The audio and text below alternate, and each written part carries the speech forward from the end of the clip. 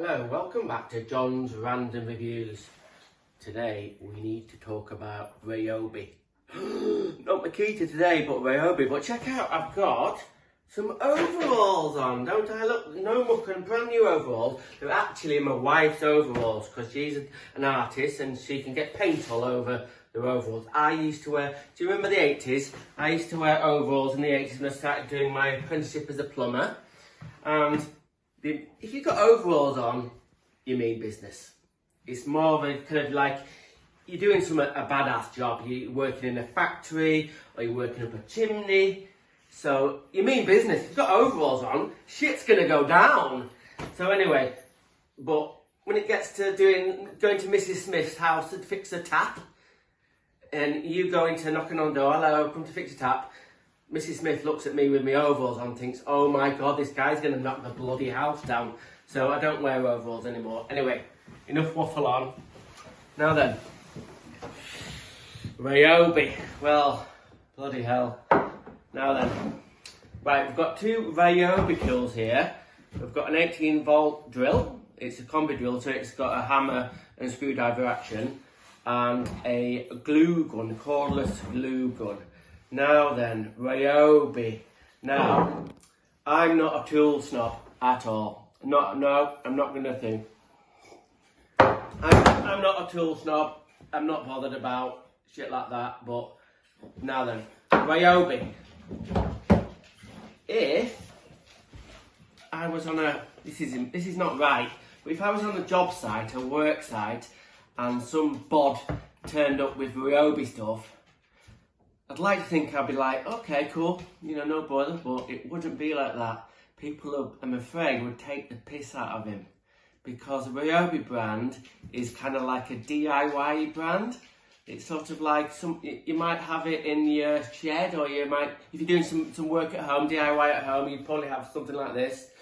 And to be fair to you, it's not right really because it's quite good stuff.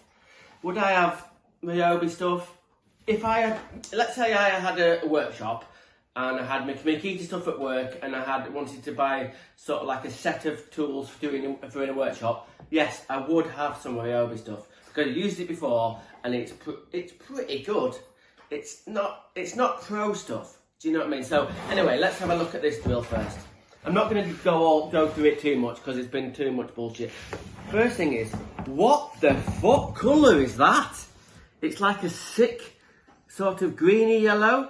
When my kids were young in the nappies, they used to do poos this colour. And I was a very good father and I used to change a lot of nappies. And the poo, when they're really little, used to look like that. So why the fuck would you have a power tool that looks like baby poo? I don't know. But so this is not the top of the range 18-volt drill. This is about 50 quid, this one. But you can get like a 100 quid one that's brushless. It's got a 4 amp battery. This has got a 2 amp battery.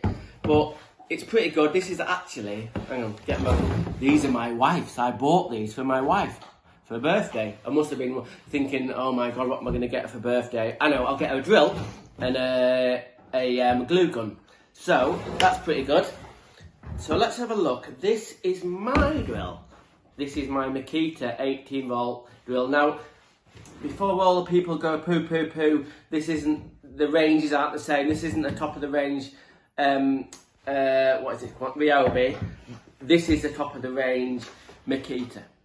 So as you can see, it's a different beast. This is 50 quid. This is 150 quid. So that's the difference. And this one's a lot more powerful.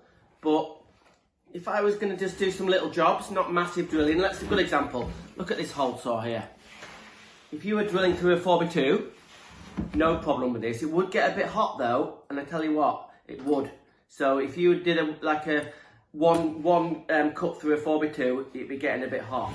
If you did it with this, it might blow the fucker up. So that's the difference. But if you've got a workshop and you're doing little jobs, you wouldn't be using this bloody hole saw.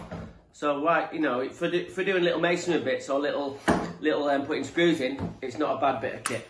So, I've got to say though, this is badass, put that way. This is badass. Now Makita don't do a glue gun, I wouldn't use a glue gun for anything, but my wife is an artist and she does lots of craft stuff in school. So she had a corded glue gun, and a Canadian guy called Avi. You need to follow him on YouTube. He's absolutely amazing. AVE. If you look for him on YouTube, he's a really good guy. He's reviewed this and he said this was shit hot. So this is a cordless glue gun. So once it gets charged up and you get it going, it's really, really good. But be warned, and this is a good thing and a bad thing, it gets really, really hot and the glue gets really, really sort of thin. It doesn't go gloopy, it goes very liquidy, and this end gets really, really hot. So if it's around children, be warned. It's got to be supervised, but it's a really, really good bit of kit. And ryobi, it's okay. I'd use it in like a DIY sort of way, but not for the site. It's a shame really, we don't want to be bloody bitchy, but there we go. Ryobi, it's okay. So, random is rad. Rock on.